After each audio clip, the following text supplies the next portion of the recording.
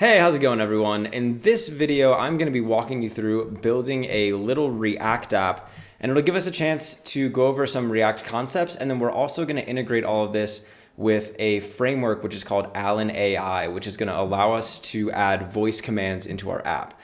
So the app that we're going to build is going to be a little sort of like a menu app. So the idea is that we'll build a website that will display a menu and it'll allow users to add menu items into their cart. But what's going to be cool about this is that the user will be able to do all of this, so that they'll be able to like get menu items, they'll be able to add them to the cart, they'll be able to figure out how much they cost, all using their voice. So we're going to be integrating with, like I said, this platform which is called Alan AI, which allows us to basically run our entire application through our voice. So we can just use our voice, and then that will sort of affect what goes on in the applications. This is going to be really fun. I'm excited to dive into this framework and then also to bring you guys more React content. So without further ado then, let's get started on this. So the first thing we're going to do is we're just going to create a new create React app. So we're going to be using this create React app. Now, if you don't know anything about React, or you don't know how all this works or how all of it's set up, I do have a full 3.5-hour React tutorial. So I'd recommend starting there. This is going to be a little bit more advanced, I guess. I'm just going to kind of assume that you know the basics, but this is a good place to go from if you just finished that last introduction video.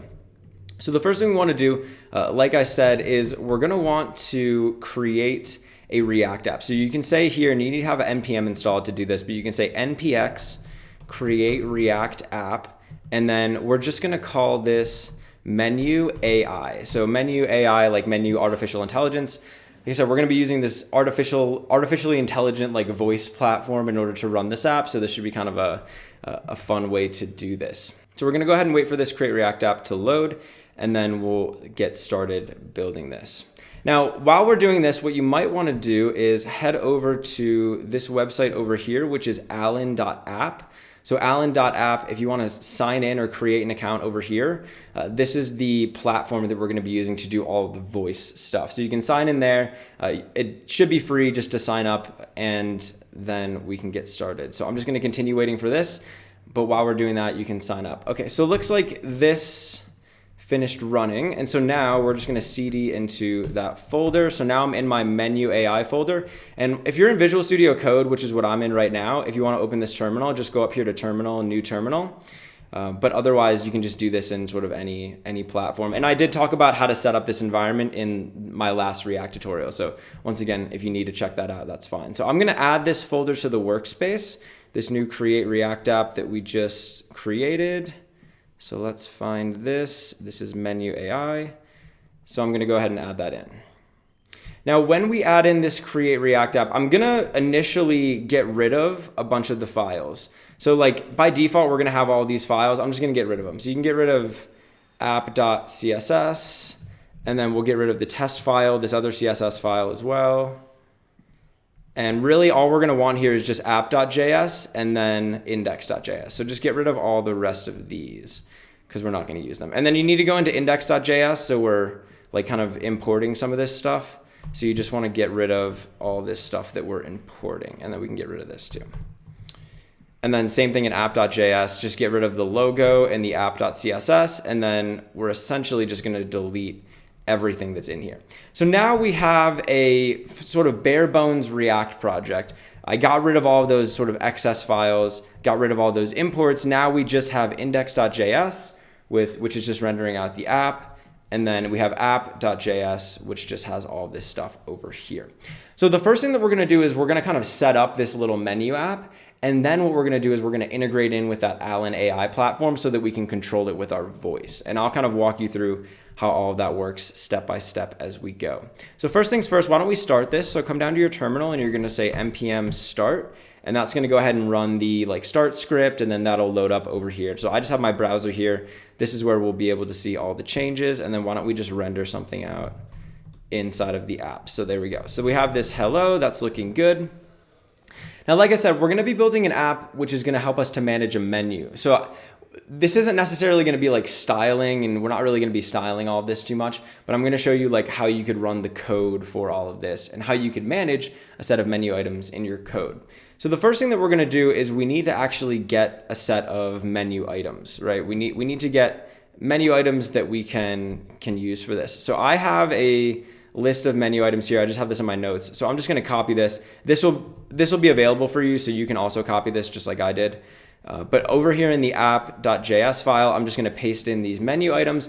And you can see here the way that these are structured. So they have a name, they have a price, which is a number, and then they have a category. So we have like a bunch of burgers, we have some salads, and then we have some pasta dishes down here. So this is just like, imagine you're working for, a food company, or you're working for a restaurant and they want you to build out a site for their menu. This would maybe be one way that that data could be structured. So here we have the data in our application, and eventually this isn't going to live in this file. This will live on the sort of Allen platform that I was talking about. But for now, I just want to kind of set this up. So we have all of our menu items up here, and this is outside of that main app function. Now, what I want to do with these is I just want to render all of them out to the user. So I want to show the user all of these different menu items that we have available. And then what we'll do is we'll allow the user to sort of like add them to the cart, or the user can like reorder them and do all that stuff. And it'll all be like through voice commands. So the way that we could render this out, I'm going to make an open and closed curly bracket here inside of my JSX. So this is right in between these two divs. And inside of here, we're basically just going to map over this menu items array. So here I'm going to say menu items, and we're going to use the map function. So the map function will map over an array of elements, and for each element inside of here, it'll basically create a new element in a new array. So we're going to map all of these menu items into JSX tags. So here I'm going to say map, and then over here we can just call this menu item. This is going to be an arrow function, and I'm going to make an open and closed parentheses here, and then we're just going to render out a div. Or actually, why don't we render out a list item? Because these are all going to be in a list. So then we're going to give this a key. So the key is going to be menu item.name, because I'm assuming that all of these names are going to be unique if they're on the menu. And remember, the key here is, this is just something that allows React to be able to manage all the items that are in our list and sort of render them effectively. So then down here inside of the actual list item, I want to render out the name. So remember, menu item here, like if I have a menu item right here, this represents one of these individual menu items. So it could be like the first time we go through this loop, it's going to be this one, and then this one, and then this third one down here, etc. So like we'll map over each one of the menu items, and then for each menu item, we can render out the menu item.name. And then why don't we also put a dash, and we'll order the menu item dot price, and then another dash, and menu item dot, and then category. Okay, so once again, I'm not too concerned with styling here. If you'd like to see me like style this app out, let me know in the comments below. I could actually do another video where I just straight up style this app. But for now, I'm just worried about the React code, so I'm just gonna kind of do this. So this is gonna be our user interface. So we see the name, and then the price, and then the category, right? So all of these kind of have different prices. Maybe we could even put like a $sign here, assuming this is in dollars. Cool. So we've rendered out all of our menu items. Now what I want to do is I also want to create a cart. And a cart would basically be, I guess kind of like another list, or, but basically this would be all the items that the users selected that they want to check out with.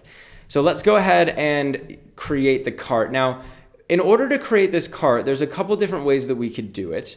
I'm going to do this using state.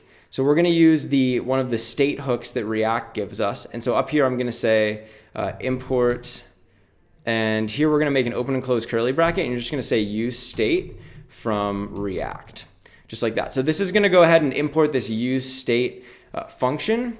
And actually, this needs to be just lowercase React, not uppercase React. That's my bad. Okay, so that's why this failed. And you can see now we're importing use state. So what I want to do is I want to set up a piece of state for the cart. So we're going to say const, make an open and close square bracket, and there's going to be two values that we put in here. So the first is going to be the actual piece of state. So in this case, we'll just call this cart. And then this is going to be a function which is going to allow us to update that cart. So I can say set cart. And then this is all going to be equal to use state. And use state is going to take one argument in here, and that argument is going to be the initial value of the cart, which is just going to be an empty array. So it's going to look something like that. So now we have this cart piece of state, and what I can do then is I can render that out down here. So right below this, where we're rendering out all these menu items, why don't we just make it like an H2? Once again, I'm not too focused on styling here, but this is just going to be called cart. And then we'll basically do this same exact thing up here, except for the cart. So I'll say cart.map. So I'll map all the items in the cart. We'll call this cart item. And then down here, make an open and close parentheses, and then we'll render out actually, why don't we make this a list item as well? So this will have a key, which is going to be cart item.name. And then over here, we'll render out that same exact thing. So essentially what we're doing is we're going to take these menu items and we'll be able to add them into the cart. So here I could say cart item.name, and then we'll replace that. So let's take a look at this over here. So you'll see that we have all of the items that are available on the menu, which are displayed out. And then down here we have our cart. And now in this case, the cart is empty. But let's say that we wanted to be able to add something to this cart. Well, we could actually put a button over here. And why don't we do this right here in this list item? So I'm going to put a button and we'll say add to cart. So this add to cart button, now eventually we're going to do this with our voice using this like Alan AI thing like I talked about. But I just want to show you how we could do this without our voice. So this add to cart thing over here, I could say on click. And what I want to happen is whenever I click on this button, I want to add this menu item to the cart. So let me show you how to do that. And why don't we create a function up here and we'll call this add to cart. And this function is going to take one parameter, which is going to be the menu item. So this menu item is going to get added to the cart, and actually, whoops, we need to fix this. Okay, cool. So there we go. That's how we would write out this function. So now this add to cart thing, what we want to do is we want to add this menu item into the cart. So I could say set cart, and this is going to take one of two things. So this could either be a value, like it would be a new list of stuff, like could be a new list of whatever, or this is going to take a function just like that, like an arrow function. And then in here, whatever we return from this function is going to end up being the new, cart. So this would take something called old cart. And then down here, what we could do is we could say set cart, and actually, no, we're going to say return, and we're going to make an array like this. And then we'll say all the elements in the old cart, plus we're also going to add in the new menu item. And I know this syntax might be a little confusing. This is how we're going to have to do it in this tutorial. So I will go back and explain this in 1 second. But now whenever we click the button, I just want to add, and actually let's make this an arrow function. So I just want to add to cart the current menu item. Okay, so let's see if this works, and then I'll go back and explain like exactly what's happening there. So if we refresh, now if I click this, you can see that it gets added to the cart. So I can click on any of these items and I could add them to the cart multiple times, whatever, but that's going to go ahead and add them down here to that cart. So what's happening here is we have this button. Whenever we click it, we call this add to cart function. So in here, like anytime this button gets clicked, this arrow function gets executed, and we're going to add to the cart the menu item that we're currently looping over. So basically, like, if I click on this Southwest Chicken Burger, add to cart, that'll add the Southwest Chicken Burger to the cart. So it calls the add to cart function, which takes the menu item, and then we're going to set the cart equal to a new array that has all the elements of the old cart, and that's what this syntax is. So we call this the spread operator, this triple dot, and this will sort of spread out all the elements from this old cart into this new array that we're creating here, and then we just append the menu item onto the end of it. So this syntax might be a little funky. This is generally how we would do something like this in JavaScript though, is using this spread operator, right? So we're sort of returning this new array, which will end up being the value of the cart. Now we could do this as well another way. So we could say, instead of having this function here, we could do it like this, and then here we would just say cart. The reason that we're not going to be able to do this in this tutorial though is, and you'll see this a little bit later, is just because when we end up setting this cart with our voice, it'll be a little different. So I'll show you that later, but I just wanted to point all of that out. Okay, so now we have this app. It's like pretty functional, right? And we can add stuff to the cart, and then theoretically like the user could check out and all of that would work. Cool. So this is our little app, and this is, it's a pretty good setup. I mean, this is a very simple app, but it works. But now we're going to take it to the next level. So I want to show you how we can actually do all of this stuff, like add items to the cart, get all the menu items, sort them and order them, all using our voice. And it's going to have to do with this Alan AI platform. So if you remember in the beginning of the video, I said you should come to this website. It's called alan.app. And if you just create a free account, then you should be able to start using it. And this is what we're going to use. And I'll show you how to use this platform in order to control this app with our voice. So once you've signed up for an account, you want to come over here to this like projects. So this is studio.alan.app/projects. And we're going to create a voice assistant project. So I'm going to create this right here. This will just be an empty project. And why don't we call this menu AI, because this is going to be running our menu artificial intelligence. So Alan is a cool platform, and essentially what it'll allow us to do is it'll allow us to run the app, basically give our app commands and do things in our app using just our voice. So something like this add to cart thing, instead of the user having to click on the button, I could actually just ask the Alan AI assistant to add this to cart, and then it'll be able to do that. So we can control the entire application, everything from adding something to a cart, to moving to different pages, to loading menu items, reordering menu items. We could do all of that with our voice. So this is going to go ahead and load up, and then we'll start writing on, and Alan has its own little like IDE that we can use. Okay, so this is basically the interface that we're going to be working with when we're working in Alan.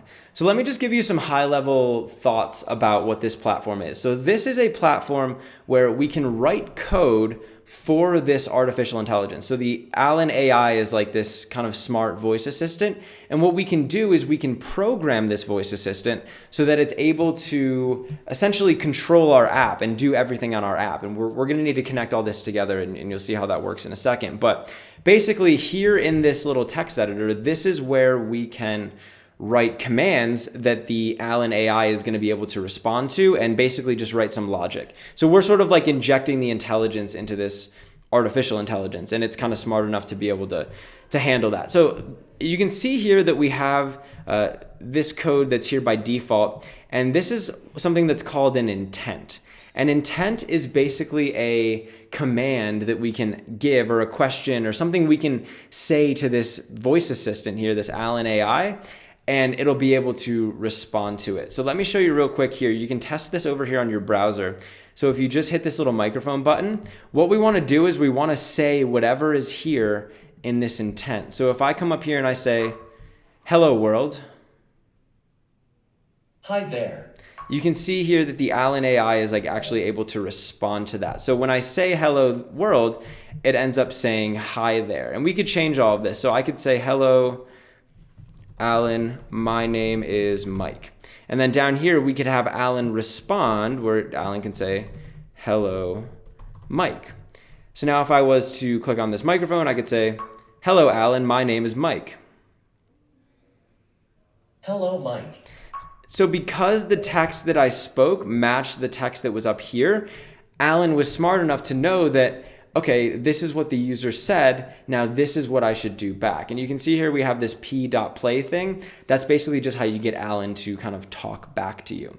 And so this is a really powerful system because we can use our voices to give this AI commands, right? The commands are encoded here in these intents, and then we can have the AI respond back. And eventually what we're going to do is we're going to embed this on our website, and then we'll be able to communicate with this AI, basically communicate with the code that we've written here straight from our website, and you'll see how we can do some stuff there. Now, before we get into all that, I just want to give you a little bit more of an overview on how some of this stuff works and introduce some of the core concepts in this Alan framework.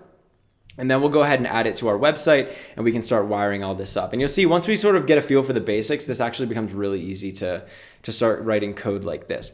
So we've talked a little bit about this intent text, right? Whatever I put up here, as long as I say that to the assistant, then it'll execute the code that comes in down here. But here's the problem. If the user doesn't say exactly, "Hello, Alan, my name is Mike," then this isn't going to work. So whatever we say has to match exactly what's in here. Now, Alan accounts for that by allowing us to provide it with alternatives. So for example, instead of just saying hello, I could surround this in parentheses, and then I can separate out all the different options that I want Alan to be able to accept. So right now we have hello, but next to this I can put this vertical bar character, and then I could put hey. I could also put what's up. I could also put how are you? So now instead of just being able to respond to hello, Alan, my name is Mike, now this will respond to hello, hey, what's up? How are you, Alan? My name is Mike. It'll respond to all of those. So now I could say, how are you, Alan? My name is Mike. Hello, Mike. And so because I encoded these extra values into here, now Alan was able to accept those as valid responses, or as, I guess, valid intents for this thing. So you can do this with anything, right? I could put this here, hello, hey, what's up, how are you, Alan? Instead of saying my name, you could say my name, or you can call me. And so now Alan will work for any combination of all of these things. So I could say, what's up, Alan? You can call me. And then over here, you can see this doesn't necessarily work. So if we say, what's up, Alan? You can call me Mike. We wouldn't want the is here. So you can actually just make this optional. You could say is, and then you put a vertical bar next to it. And now Alan will look for this is, or it might not look for the is, depending on how you would say it. So you can see up here, we're basically like encoding how the user could communicate with Alan, how the user could communicate with this artificial intelligence. So I could say, what's up, Alan? You can call me Mike, and Alan should respond back to me. What's up, Alan? You can call me Mike. Hello, Mike. Perfect. So now we have all of these different ways that we can essentially trigger Alan to do the same thing. And this is really powerful. Now it gets even more powerful, believe it or not. So in addition to just having one thing up here, I could also put another thing. So after this first set of strings, you could put a comma, and then you can put another sort of quotation marks here. And this would be an alternative to this that would also trigger the intent. So I could say, yo, how's it going? And so now if I say any combination of this stuff over here, or if I just say, yo, how's it going? It should trigger both of these things as well. Yo, how's it going? Hello, Mike. So you can see there that it was able to trigger that. So you can have multiple options, and you can have as many of these as you want. Or you can just have one thing and have a bunch of alternatives, or you can combine them together. Okay, so that's a little bit of the basics, and I'm realizing this is probably kind of small. Let me fix the font size here. So that's a little bit of the basics about how this works. We have these intents. We can sort of encode this text over here, and then whenever Alan hears that text or hears that sort of voice command, then it will perform whatever code or run whatever code is down here in the body of this whole thing. So right now, Alan is just sort of saying back, hello, Mike, right? It's giving me back this kind of, statically coded response. But what I would like to do is I'd like Alan to be able to respond to any name. So imagine if I said, hello, Alan, my name is Mike, or hello, Alan, my name is Tom, or my name is Joe, or whatever. I want to be able to say like a different name in here and then have Alan say hello back to that name. And this brings me to another concept in this Alan stuff, which is called slots. And slots are kind of like variables. Slots allow you to basically grab a piece of data or grab something that the user said, store it, and then use it later. So instead of just accepting the name Mike, if instead of putting Mike here, I put a $sign and then an open and close parentheses, and then I just put name in here, you can see the syntax or the text highlighting kind of changed. This now means that instead of looking for the name Mike, Alan is just going to look for any name, just like any name kind of generally. And so then down here, if we play this out, and I'm going to use string interpolation, so I'm going to use these back ticks, we could say hello and then a $sign curly bracket. And here I could say p.name.value. So this p thing here, this is going to store a field called name, and we can say p.name, and then .value is going to give us whatever that name was. So let me show you this. Why don't we save it? And so now I can say this same exact intent, but I can put any name in it, and then Alan should repeat the name back to me. So here I'll say, hello, Alan. My name is Tom. Hello, Tom. So you can see here that Alan was able to get that Tom was the name that we wanted, and then it was able to respond back to me. So, hey, Alan, you can call me John. Hello, John. So Alan's now smart enough to be able to know that there needs to be a name here, and then we can sort of repeat that name back. Okay, so that's a little bit of the basics of Alan. Now there's more things that we can get into here, but I just wanted to kind of show you that stuff, and then we'll get into some more stuff later. But now what I want to show you is how we can connect this to our React app. So I want to be able to ask Alan to do something and then come back in my React app. Basically, from the React app, I want to be able to ask Alan to do something, and then Alan should be able to like manipulate this page for me, essentially. So let me show you how that is going to work. Now, the first thing we need to do is, instead of storing all of these menu items here in our app.js file, instead I actually want to put them over here on Alan. So Alan is going to be in charge of my menu items. Now this might not necessarily be the way that you would do this in like a real app. You'd probably have these in a database, and then Alan would go out to the database. But for now, Alan is just going to have all these menu items sort of encoded in here. What we want to do is we want to be able to ask Alan to give us these menu items. So I want to be able to say to Alan, hey, give me all the menu items, and then Alan will load them over here onto our page. That's the idea. So when you come onto this website, none of the menu items will be showing up, and we'll say, hey, Alan, show me all the menu items, and then Alan will give us all the menu items that we have stored up here. Okay, cool. So let's go ahead and set up another intent. I'm going to get rid of this one. And we're just going to create this. Now the intent, once again, it's going to take 2 arguments.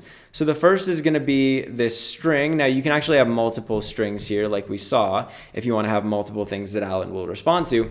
But then the last argument here is going to be a function. And the function is going to take an argument called p, and then it's going to be just a little arrow function like this. So anytime that the text that's in here is spoken to Alan, Alan will execute this function, and then we can do something. Now what I want to do, like I said, is I want Alan to return to me and give me all of these menu items. So let me show you how we could get Alan to give us data back instead of just telling us text. So the first thing we'll do is say the command that Alan's going to listen for. So in this case, why don't we say, we'll say, show me the menu. So this is going to be the text. So if the user wants to see the menu, they can ask Alan, show me the menu. And then Alan down here, remember we had that p.play thing?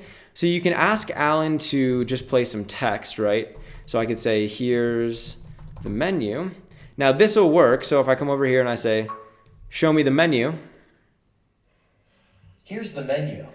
So Alan will respond back, but instead of Alan just saying, here's the menu, I want Alan to actually give me back all of these elements. And so to do that, we can say p.play.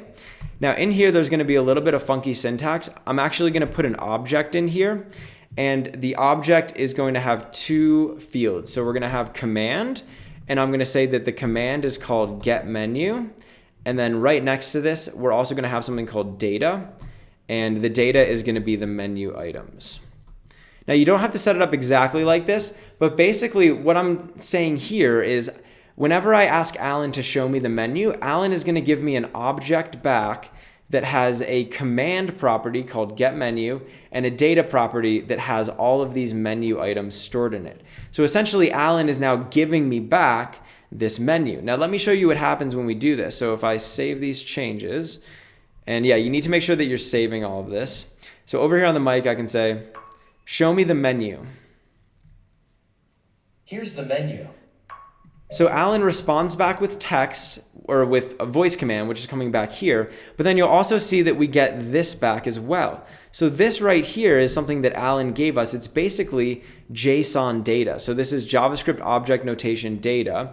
And all it really is, as you can see, we have that command called getMenu, and then down here we have a bunch of data, which is just this array, and it has all these different things inside of it, right? So this is kind of powerful because not only can Alan he can talk back to us with its voice, but it can also give us data back. Now, what I want to do is have it so that Alan is embedded in my React app, which is over here. And then when I ask Alan, hey, show me the menu, Alan will give me all of those menu items, and then we can display them here on the screen. So there's a couple things we're going to need to do to set this up. Now, the first thing you want to do is come up here to this integrations button. So click on integrations, and then there should be a place here for React. They're using this component did mount syntax. In our case, we're using React hooks, so we're not going to use component did mount. But this code right here is what you want to copy. So everything that's inside of this component did mount, this is what we're going to be interested in. But before we do that, we're going to need to install the Alan npm package. So just copy this right here, and then you're going to come down into your terminal. Now, I might just make a new terminal. And we're just going to run this command. So this is going to install the Alan AI npm package. Basically, it's just giving us that Alan code that'll be embedded into our website. And then down here, we also want to import this as well. So let's import that up here at the top of our file. Okay. Now what we want to do is we want to set up Alan when our app initially loads. So that's basically what they're saying over here. Add the Alan button to your component, handle commands from the Alan Studio. So whenever the component mounts, whenever this component is sort of rendered out onto the document for the first time, we're going to run this Alan code, and that'll sort of embed Alan into our website. Now, the way that we can do that, the way that we can run code whenever this component mounts, like whenever this component sort of shows up on the browser, is we can use another hook, which is called use effect. So use effect looks just like this, and then down here, we're going to write it out. Now, if you're not comfortable with use effect or use state or any of this stuff, like I said, I have a 3.5-hour React tutorial where I walk through all of this step by step. So if you're not familiar with these topics, then I would recommend checking that out. But use effect is going to take 2 arguments. So it's going to take an arrow function, and then it's also going to take an empty array. So an open and closed square bracket. So use effect, this code is going to run, and I'll prove this to you. This will run when the component mounts. So over here, we can look in, and actually, okay, so we don't have these menu items anymore. So I'm actually just going to comment this out. We'll get those menu items back eventually. But just so we can get this to work. So you'll see here that, okay, it says down here, component mounts. So this code that's inside of this use effect, this gets run whenever the component initially sort of mounts on the browser. And once again, I talked through all of this in a previous video, so if you're unsure, I would recommend checking that out. But what I want to do here is I want to put inside of this use effect that Alan code. So this code right down here, just copy this, everything that's inside of the component did mount, and then you can place that down here. So this has a couple of interesting parts to it. The first is, and actually you can get rid of this right here. We don't need that either. Actually, we don't need any of this. So you can just say Alan button like that. You don't need to like store it in a this something or whatever. So down here, we have a key. Now this key is sort of like a unique identifier for us as an Alan user. So this will identify that it's my account that wants to call Alan, and then Alan can use that for whatever, like just so they know who's using their stuff. And then down here, we have this on command thing. Now there's this if statement here. You can just get rid of that. We don't need that. But then it says on command, and then down here we get command data. Now this is code right here. So inside of these open and closed curly brackets, I know this is getting a little complex, like the way it's all laid out, but inside of these open and closed curly brackets, this code is going to get run anytime we ask Alan to do something, and Alan responds to us. So if I save this, you'll see here that this little microphone pops up. Right, so this little microphone is popping up down here. Now I'm gonna put a console log, and I'm gonna console log out the command data, and I wanna show you what happens. So I'm gonna click this button, I'm gonna ask Alan, and we need to go back to our text editor. I'm gonna ask Alan to show me the menu, and then you'll see here that we should get this data back from Alan. So let's do that. Show me the menu. Here's the menu. Here's the menu. Perfect. Now, I've found sometimes with this, it'll run twice. I'm not exactly sure why that happens, but you can see here that we got back this menu stuff down here. So down here, we got back this command thing, and we got back this data. That's all from this line of code right here. So we essentially, from our app, asked Alan to show us the menu, then Alan sent us back all the menu items and then said, here's the menu. And we did all of that instead of, from over here, we did it from over here in our app. Now, this is really significant, right? Because now, in order to get those menu items, instead of us having to just put them here in our app, now we can actually ask Alan to do it. So remember, we had to comment this code out down here, all this code that was using the menu items, because we don't have that anymore. So what I want to do is I want to basically take the menu items that Alan's given us back, which is stored in this command data, and then I want to basically store those inside of this little menu items thing that we're going to loop over. Now, in order to do this, we're going to need to create another piece of state for those menu items, because initially we're not going to have the menu items. It's only after we ask Alan for them that we'll get them. So then down here, we're going to call this menu items, and then we'll say set menu items. Now this initially as well is going to start off as an empty array. We only have the menu items once we ask Alan to give them to us.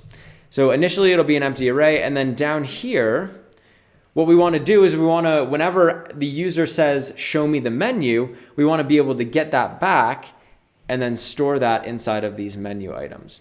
Now, if you remember, when Alan returns back the menu items, we have this command property, and the command property says get menu. This is how we know that Alan is giving us the menu back.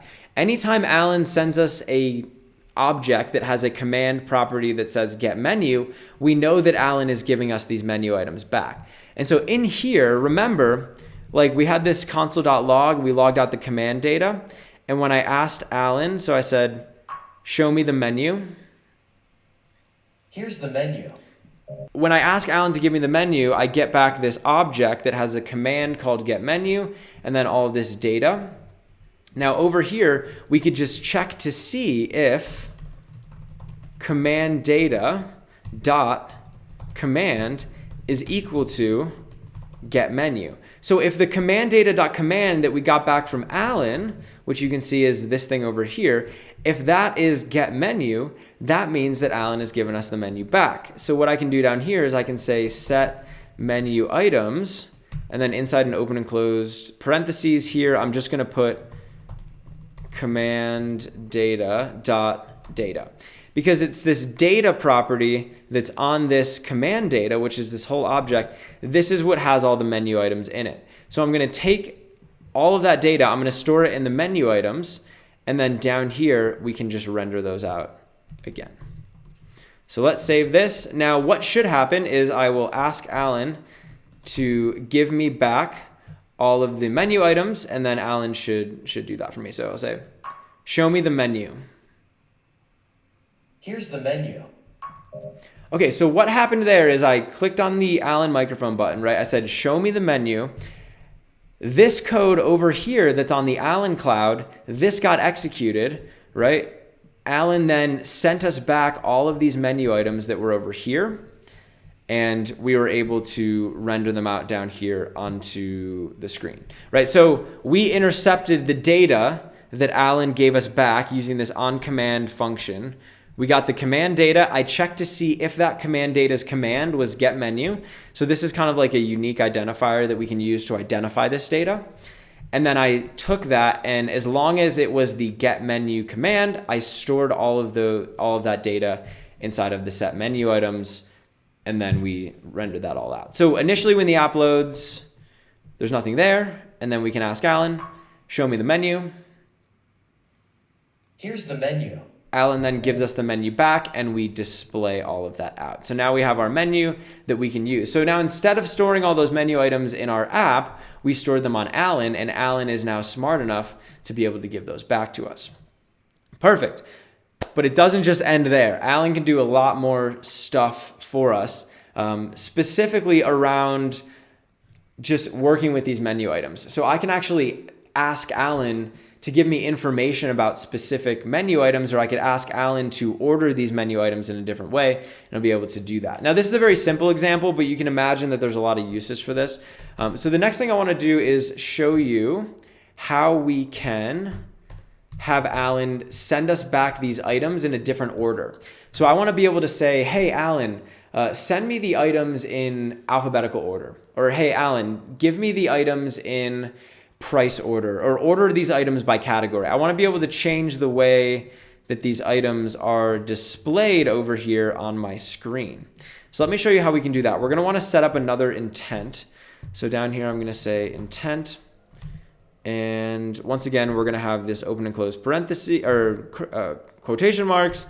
And then we'll have this little function here. So this will run like that. Okay, now in here, we want to specify what exactly we're asking Alan to do. Now, what I want Alan to do is I want Alan to order or sort all these menu items by a particular field. So by something, let's say by name, by price, or by category, right? Those are kind of the three things that we have here. So there's another technique that we can use in order to do this. And this goes back to that slots concept that I was talking about in the beginning of the video. So what I want to do is I can say, okay, order by. So we'll ask Alan to order all the menu items by. And I want to be able to have Alan order these by name, by price, or by category. So I have three different things that I would like Alan to potentially be able to order this by. And anytime you have like something like that where there's a set amount of options, we can use another one of these slots. So remember we talked about how you can say like $, open and close parentheses. Now in here, so last time we just said name, and when you say name like this, Alan will look for a name, like a human name, or I guess any type of name, right? Something that you would call something. But we could actually say, instead of name, we could say order by, and then over here, I'm gonna put three different options that Alan could order these by. So I can put name, I could put price, or I could put category. So in this case, I'm saying, hey, Alan, I want to create a slot here. So basically, I want this to activate. In other words, I want this intent to activate anytime the user says name, or they say price, or they say category, and I want to be able to store that, whatever they said, name, price, or category, I want to be able to store that in this order by sort of slot, or this order by variable. Now you could call this anything. So some of these slots, like for example, name, this is kind of like a reserved word in Alan. So if you say name here, Alan is going to look for an actual name. It'll look for the user saying a name. If you say something like cheeseburger, Alan won't consider that a name. But when we do something like this, we can just say order by. You could call this anything. This isn't like built into Alan. And there's documentation on all of this, like what all the, special names are and all that. But in this case, we can just call it order by. And whenever the user says order by category, or actually, sorry, we don't want to say category there. We would just want to say order by name, or order by price, or order by category. This order by would store whichever one of these the user said. So let me just kind of show you that. So here we could say p.play. And I'm going to have Alan just say back to me what I said. So Alan will say ordering by, and I'm using these backticks here so we can use string interpolation.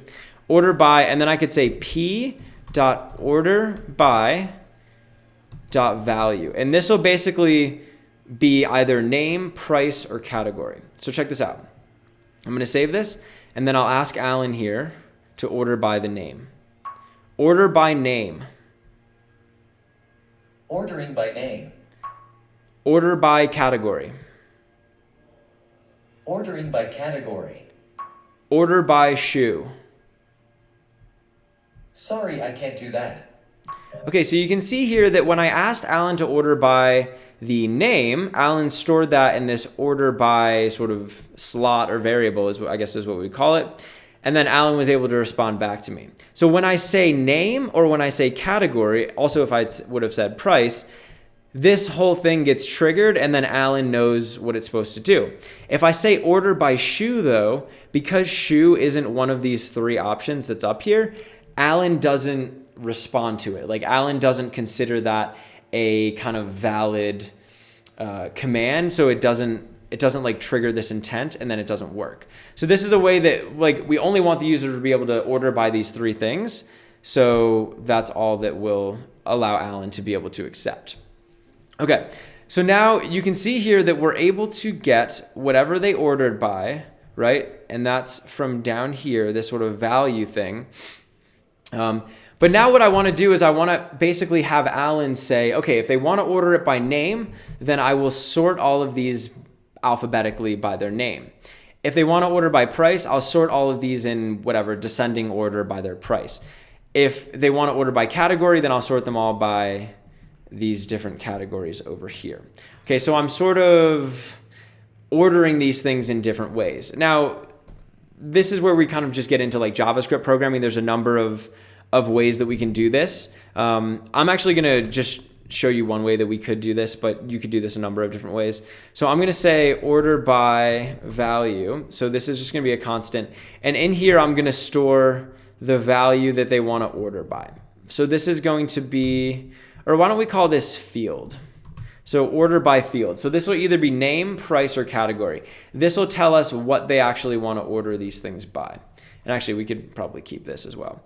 So what I want to do is if they want to order it alphabetically, I want to return to them using this same technique, all the menu items ordered alphabetically. If they want it by price, I'll return to them order by price, etc. So we could use a switch statement for this, kind of the perfect situation for a switch statement.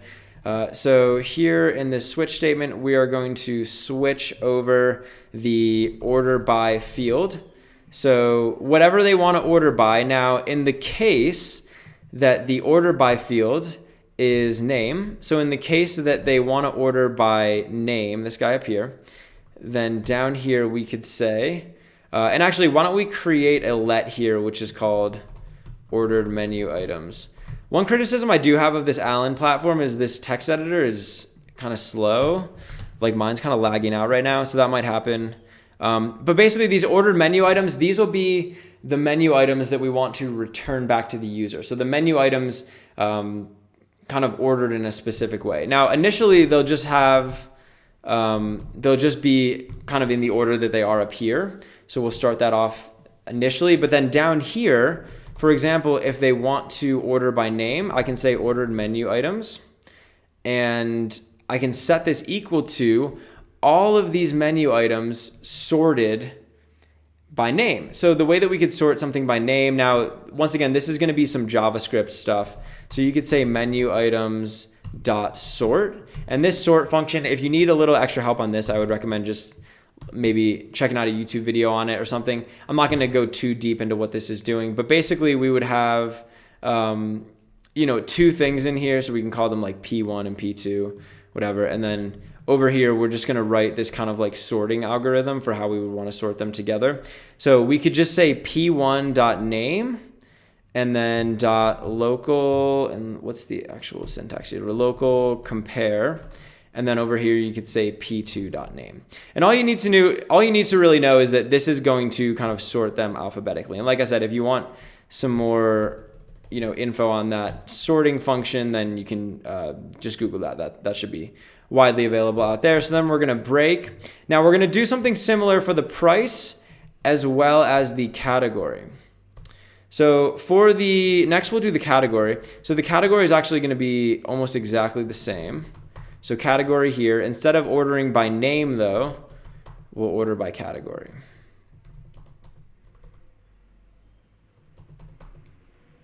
Okay, so we're ordering by all of those things. Now down here, the last one is going to be for price. Now in this case, if they want to order by price, instead of doing this like local compare thing down here, we could just say, and basically what we need to do here is we need to return a positive number, a negative number, or a 0, and that'll determine like how they're ordered. So we could just say p1.price minus p2.price. And this needs to be a subtraction sign. Okay, so we have both of these things there. Once again, if you're not fully comfortable with sort, I would just recommend looking that up. Because it's kind of a little bit out of the scope of this video for me to just do a full walkthrough of that. Okay, so we have this switch statement, and basically we're saying whatever field they want to order this by, whether it's name, price, or category, I'm going to look through, and in the case that they want to order it by name, I'm going to say that these ordered menu items are the menu items sorted alphabetically. If it's category, it's them sorted by category, and if it's price, it's them sorted by price. Now you could modify this so that we could ask Alan to do this in like descending or ascending order, all that. A little bit out of the scope of this video. That's something that you could just kind of play around with on your own, but you should have all the kind of concepts to be able to do that. Okay, so then down here, we want to say p.play. So now we want to have Alan return to us all of these menu items ordered in the correct way. So I'm actually just going to copy this and let's paste this down here. And actually, let's take this code up here and put it down here. Okay, so the first things first is we want Alan to return the menu data. Now, because this is also menu data, just like it is up here, we can call this get menu. So I'm perfectly fine calling this get menu. And then over here, instead of returning the menu items, we'll return the ordered menu items. So now we can say ordering by, and then we can still use that order by value, etc. right there. So we'll return the ordered menu items. Now it looks like we're getting an error here. Not 100% sure what that is. Okay, I think this is just the text editor messing up. Yeah. Okay, so it doesn't look like we have an error, but now I want to try this. So let's ask Alan to order by name, and then hopefully we should get all of these back in alphabetical order. So let's go ahead and do that. Order by name. Ordering by name. Cool. So now you can see that Alan has ordered this by name. So we start with the Angus burger, bacon burger, barbecue chicken salad, Caesar salad. So it looks like this is in name order. Let's try another one. So why don't we try price? Order by price. Ordering by.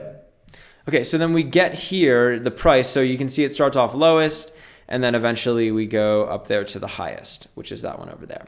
Cool. So it looks like this is working. Now, what's cool is that just by writing this code over here on Alan, and because the command is still get menu, this should automatically work on our app. This will automatically still do what we want it to do on our app. So check this out. Why don't we refresh this? So first things first, we need to ask Alan to give us the menu. So it says, show me the menu. Show me the menu. Here's the menu. Order by name. Ordering by name. Order by category. Ordering by category. Order by price. Ordering by price. Perfect. So you can see there, I get the menu from Alan, and then all I have to do to have Alan order them is just tell it to order them. So I can say, in this case, it was ordered by price. So we have exactly what we said over there on the other screen, right? It's just ordering. But it all works in our app. And it's because, remember, anytime that we get anything back from Alan, it's coming in this function right here. And we already have this code which says, if the command data's command is get menu, which it is in both of these circumstances, so it's get menu here, and it's also get menu there. If we have something like that, then Alan will sort of give that data back to us, right? Gives all of that back to us. Okay, perfect. So this is how we can obviously tell Alan to give us stuff, give Alan commands so it will order things for us in kind of a different way. The last thing I want to do though is I want to replace this add to cart functionality. So right now, if we click on this button, right, it'll add these items to the cart.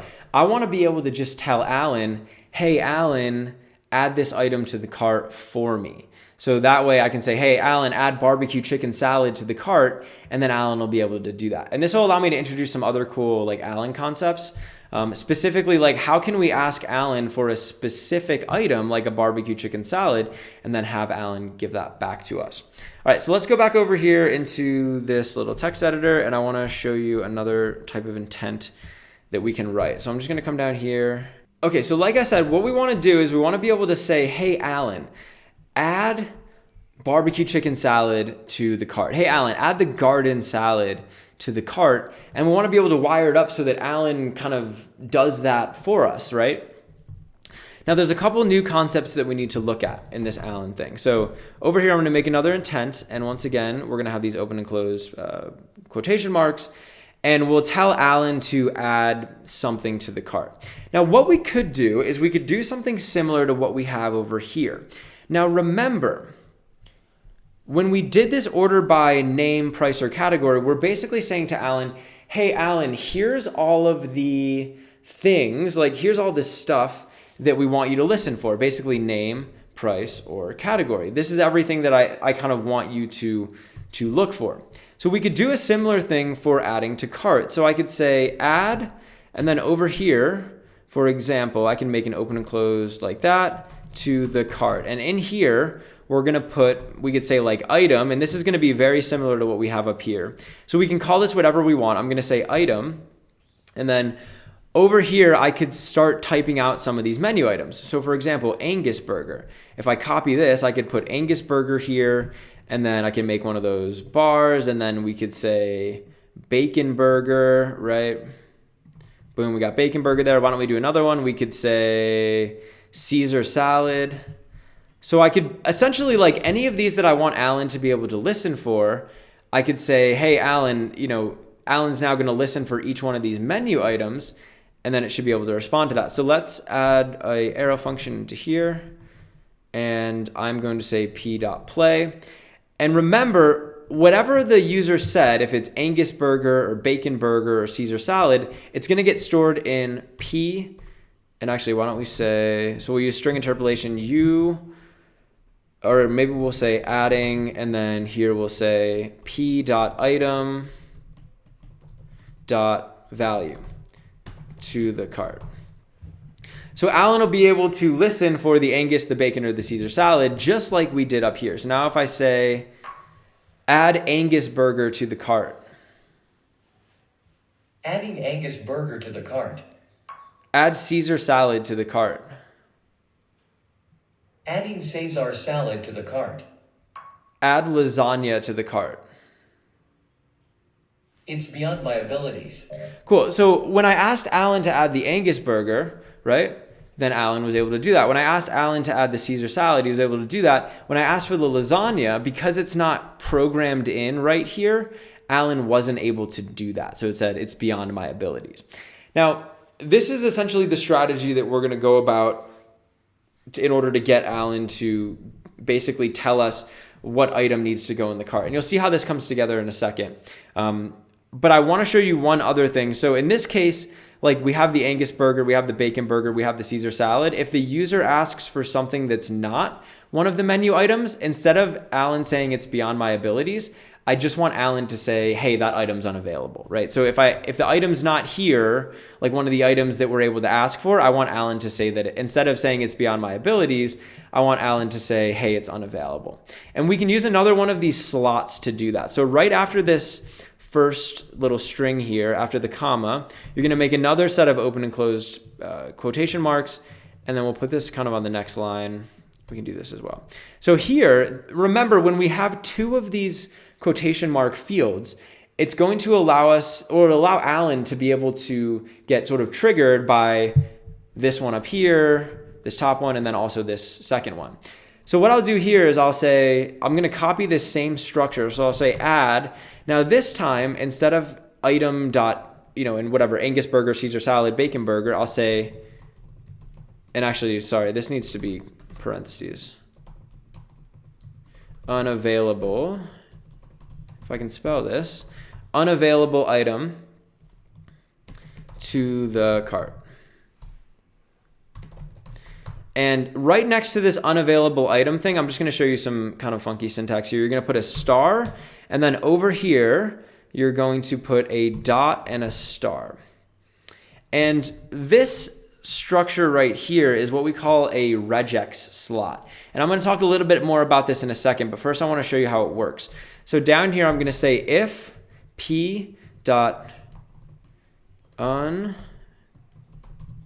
unavailable, I shouldn't have called this unavailable. This is a pain to type out. Anyway, if p dot unavailable item, then you'll see down here, I'm going to say p dot play.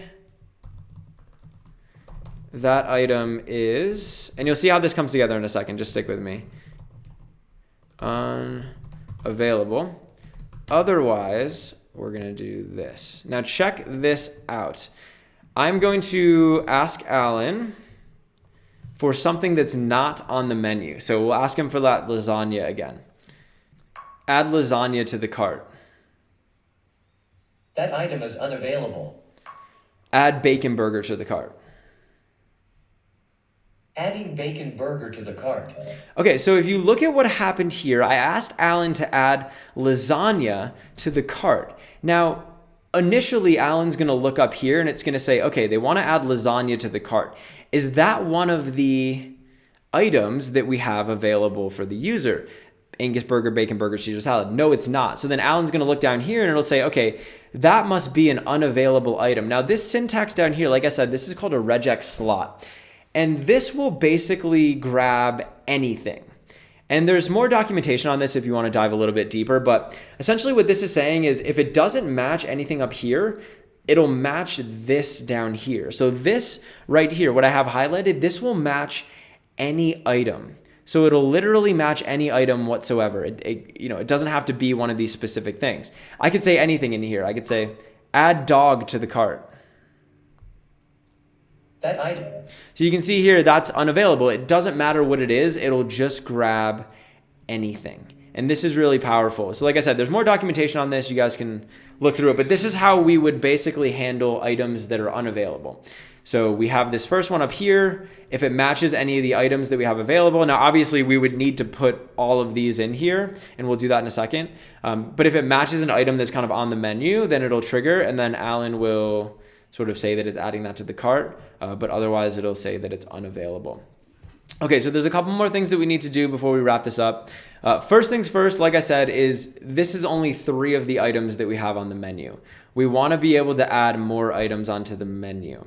So let me show you how we can do this really quick. Essentially what I want to do is I want to build out like this kind of structure, but with all of the menu items. So actually, if we open up the console, I can just walk you through how we'll do this in JavaScript. So this is just a JavaScript thing.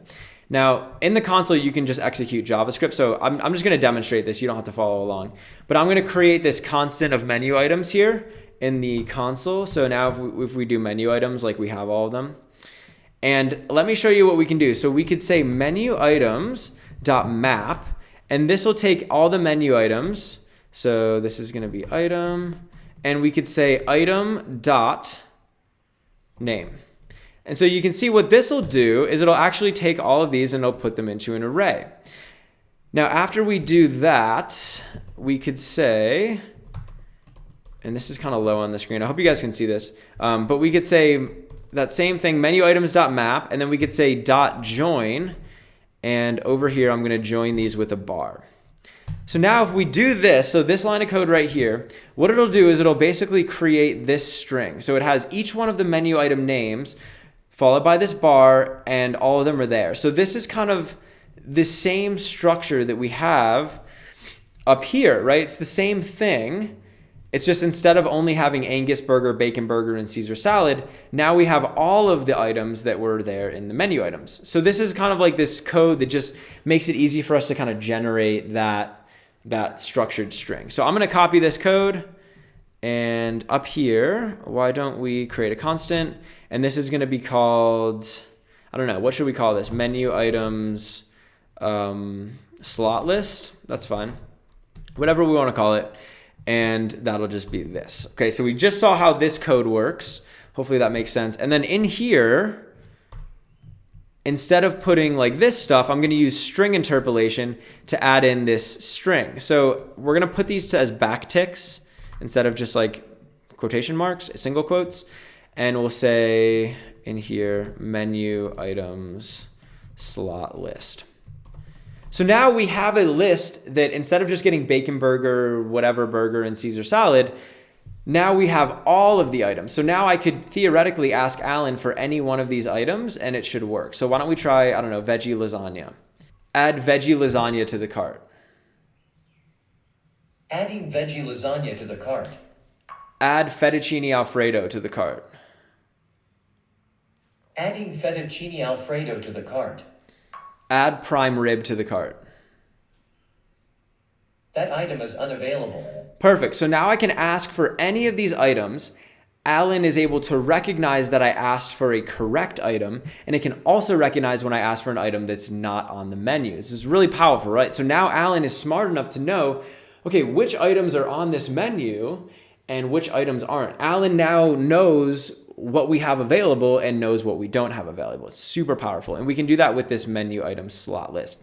Now keep in mind, there's some other alternative ways that you could do this. This is the easiest. That's why I'm showing it to you. But the Allen docs and also the Allen, they have like sample projects and stuff. So if you are interested in this, like you can do some more cool stuff. Like you can do this different ways. It's kind of cool.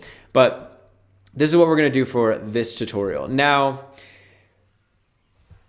this is good, but the next thing that we need to do is we need to make it so that not only does Allen say that he's adding a specific item to the cart, Allen also needs to give us that information back. So the user says, hey, add fettuccine alfredo to the cart. Just like how Allen gave us all these ordered menu items back up here, I want Allen to give me back whichever item they want to put in the cart. So I need to be able to say, like, the user asks for fettuccine alfredo, I need to be able to take this item and give it back to the React app. So that way we can use it and we can know what item needs to go into the cart. So this is going to be, I think, a little bit trickier, but let me show you how it's going to work. So first things first, I want to be able to get the name of the item that the user wants. So we can say p.item.value. So I'm going to create a constant. We're going to call this item name, and that's going to be equal to this. Or why don't we call this item to, yeah, we'll just call it item name. And then I want to create another constant, which I'm going to call item to go in cart. And this is going to be equal to whichever item is inside of this menu items array. Now, here's the problem. We only have the name of the item. We don't have the item itself. All we have is the name that the user said, like fettuccine alfredo. What I need to do is just using that name, I need to be able to find the item that's here in the list. And we can do that using the find method. So I could say menu items dot find, and this is going to take a function. So I think probably one of the hardest parts of this tutorial, if you're not super comfortable with JavaScript, is like the sorting stuff and this finding stuff. So if you're not clear on that, maybe I should just make a video on it, because I always say this in my videos, like how it's so confusing. I found beginners to be very confused by this. So if you need a little extra help, leave a comment if you want me to make a video on it. But otherwise, yeah, so in here, this is just going to allow us to find an item that's inside of these menu items by its name. So this will be the menu item. And then here I could return. And let me see, actually we could do this without these curly brackets. So I could just say m menu item, or why don't we just do this? Yeah. So I'll return menu item dot name, and then we're gonna say dot to lowercase, and I'll explain this again in a second, is equal to item name dot to lowercase. Okay, so essentially what I'm doing here is I'm saying the item to go in the cart is going to be the item where the menu item dot name is equal to the item name that we're looking for. Basically, like, it's just going to be whatever kind of matches it. Okay, cool. So theoretically then, item to go in cart should be the item that has this item name that the user asked for. And the reason that I'm converting these both to lowercase is you'll see over here when Allen gets the name, it's in lowercase, but up here it's in uppercase. So I just want to put them both in lowercase, that way we can see if they match. Cool, so once again, this is going to allow us to be able to find that item. Now, I'm not sure why we're getting this error. Syntax errors. Okay, item's name is not defined. Okay, so I just had an extra S here. Okay, so this is actually looking good now. So now we should have the item that needs to go into the cart. So what I'm gonna do, and actually we're gonna take this and we're gonna put this inside of this else. This should be down here. Okay, so this is good. And now what I'm gonna do is I'm gonna say p.play. Actually, I'll just copy this same syntax up here, and we're gonna put this down here.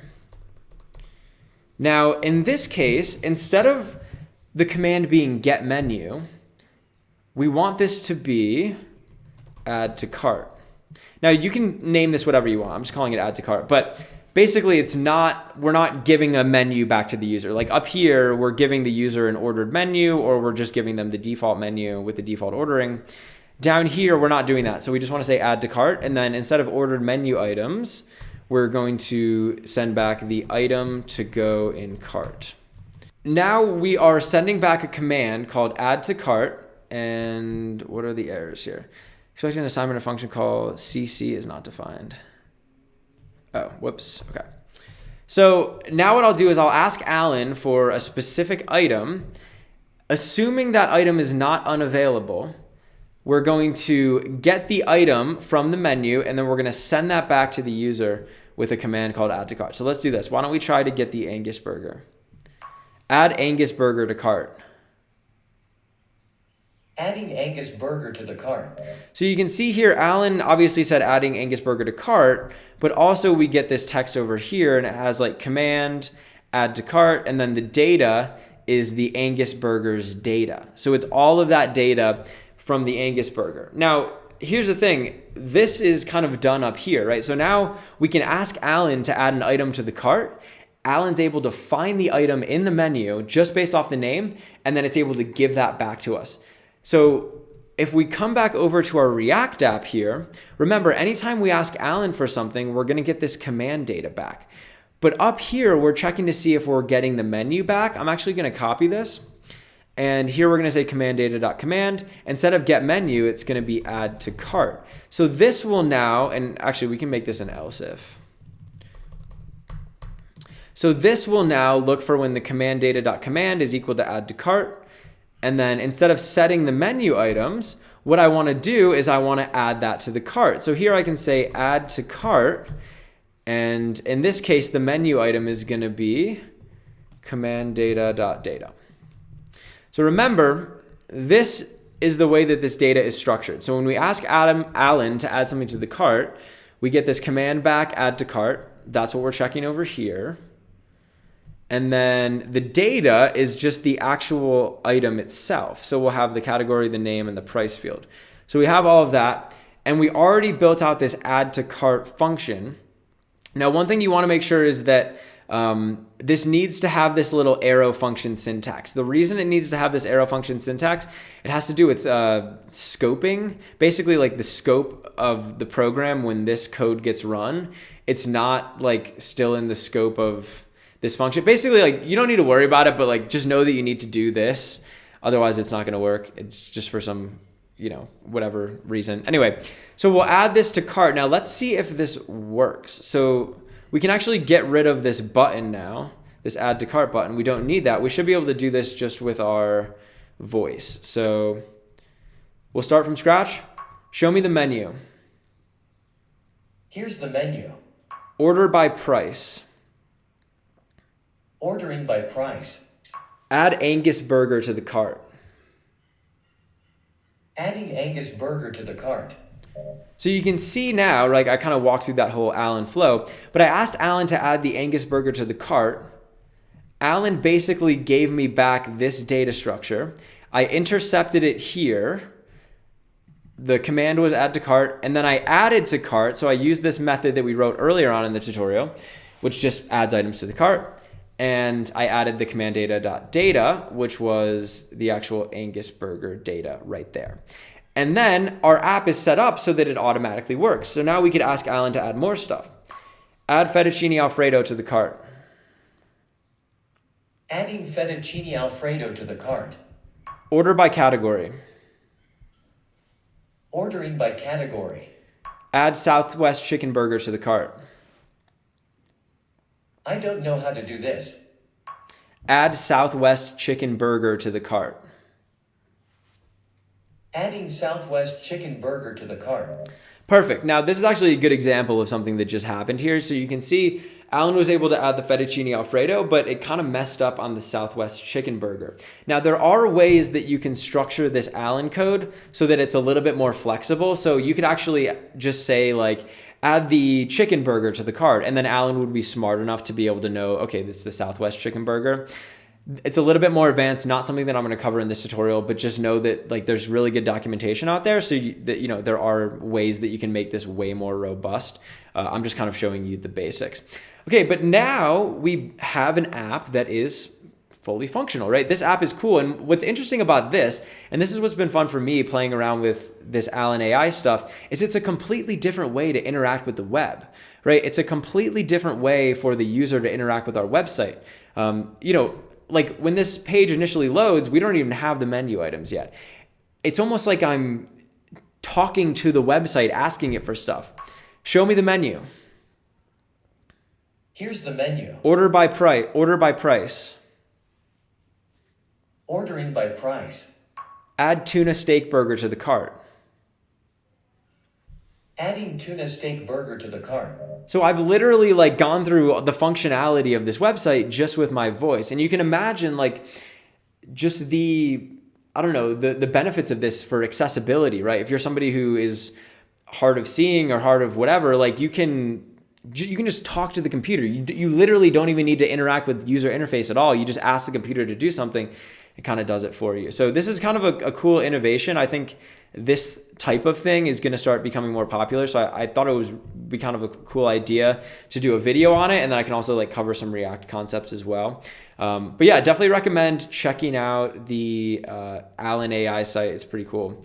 But I guess that's kind of it for the tutorial. So there's more stuff that we could go over here, obviously. Like I said, this isn't styled. If you would like to see a video of me like styling this and actually making it look good, please let me know. I could do, it'll be like a CSS, HTML video. I have some other stuff like that on my channel. But otherwise, yeah, thank you so much for watching. And hope you enjoyed the video. If you did, leave a like, leave a comment, let me know what you think. But otherwise, I will see you in the next video.